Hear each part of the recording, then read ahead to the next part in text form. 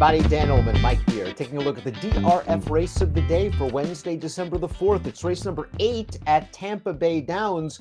Let's throw up the field for this second level allowance with a $32,000 claiming option. 9 fillies and mares in this field, including your morning line favorite, the number 1, Adios Babe, coming off a victory at Gulfstream last time out over a wet track. She has exceeded this Beyer par in her last 2. It's really only those last 2 starts, Dan, that sort of make her the favorite in this race. Her other form is fine. I'm not sure that it stands out necessarily. We'll see how she does here. I think 7 furlongs is a little bit of a concern for her. Remember to access your free formulator past performances for this race on the Race of the Day event page on DRF.com.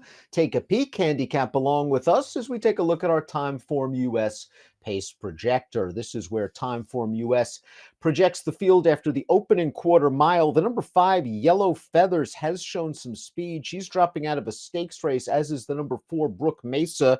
The 2, Ciard, also has a little bit of tactical speed, but there really aren't any true blazers in this group. Yeah, we'll see how it plays out. I did think Yellow Feathers had a chance to just come out of there running, dropping out of a stakes race here, maybe make the lead. She's still very lightly raced with upside, too.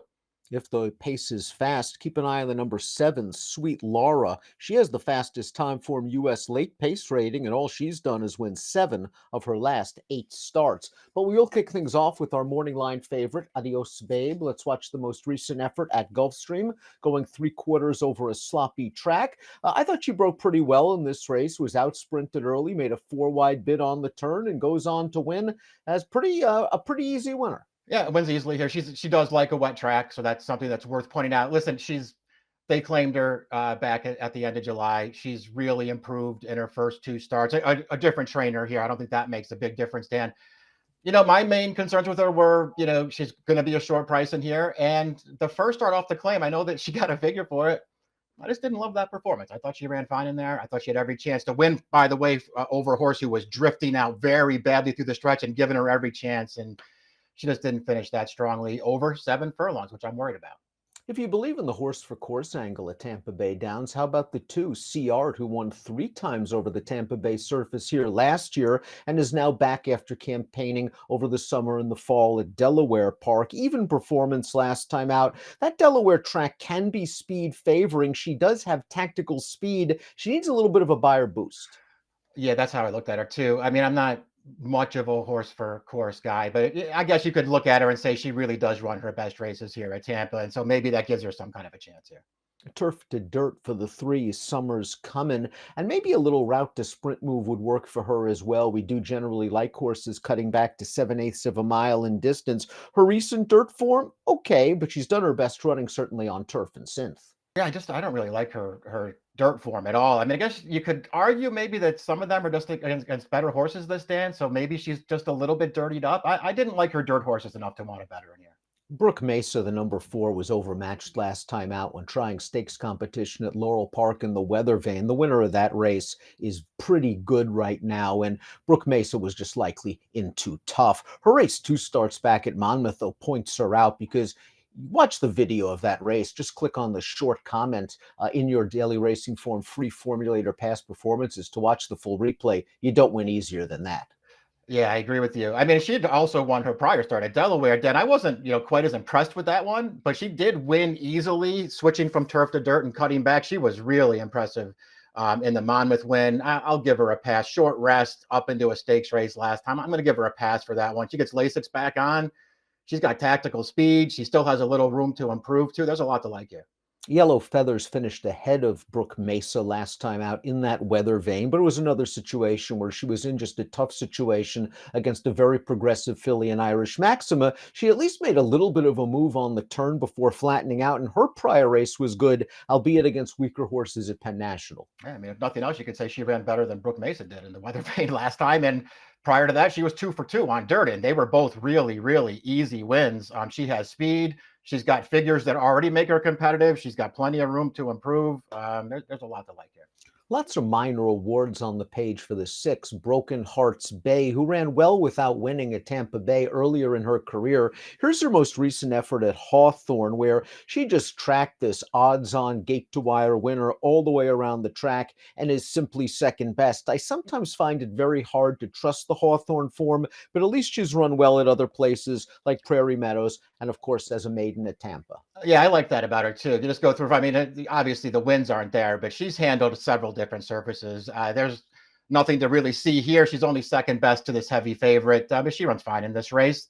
3 starts back. That's a figure that's going to give her a real chance in here. She's probably going to get the right trip. I'll wait and see what kind of price she is, but I thought she was a contender. Sweet Laura is the number 7, again in raging form. She's won 7 of her last 8, 4 in a row, and her last 3 victories by runaway margins. Now, what's she been doing it against? At Delta Downs and Prairie Meadows, and her most recent start at FanDuel and allowance competition. But you can't knock the fact that she wins races. She's going to cut back to 7, where she's had success in the past, and she's the kind of mare where if you give her any kind of race flow, she's going to come with this kind of run. Yeah, exactly. I'm not like way against her here, Dan. I do recognize this as a class rise for her. It would certainly seem her overall form, especially since the claim. She's obviously been a great claim for these guys. Just does nothing but win, and her figures are going to put her there. I think she's got the right running style too. She is up in class though, Dan. All of these wins against sort of lower level claiming types. Double Cosmo Girl has angles, synthetic to dirt, blinkers on. She has won with blinkers in the past and up from Gulfstream Park, moving route to sprint, but is another that just seemingly does better on the turf or synth than she has on dirt in her career, although you could make the argument she was racing against better at Gulfstream Park the last time she ran on dirt. Yeah, I guess, if nothing else, the recent dirt form has come against better horses. But, you start going back further than that, Dan. I mean, this filly or our mare now is 0 for 7 on the dirt. And it's not like, I mean, the figures are, I guess they're kind of comparable to what she does on the other surfaces. I just think she's better on turf. Capture Darling, the number 9, is slow on the way in, but she's a lightly raced 4-year-old with only 5 starts, and maybe you can make an argument she's slightly dirtied up. She won her first 2 dirt starts against Jersey Breds, was probably in over her head in that stakes race, and her last 2 races on turf, and it appears she can't stand up on the surface. She's going to be a giant price. Yeah, I mean, I get, wanting to excuse the turf races because she's not a turf horse, and then the dirt start prior to that was a stakes race, and I guess she was just in way over her head. She's still way too slow. We'll see if she can improve. Before we take a look at our top selections, please click the subscribe button on the Daily Racing Form YouTube channel for the latest DRF videos. Let's take a look at our top picks for the DRF race of the day. For Wednesday, you're going with the 2 horses dropping out of the Weather Vane Stakes at Laurel. The 4 Brookmesa, the 5 Yellow Feathers, both had prior winning form and did so looking good. Yeah, and they both have room to improve too, which I think I liked most about them. Dan, Brookmesa feels like she'll be the better price here. I'm going to give her a pass for the Weather Vane. I really liked that win at Monmouth 2 starts back. I prefer Brookmesa over Yellow Feathers like you. Broken Hearts Bay is a horse to me that I might need a little bit more than 4 to 1. I'm conflicted about that price on the morning line, considering the fact she has lots more seconds and thirds.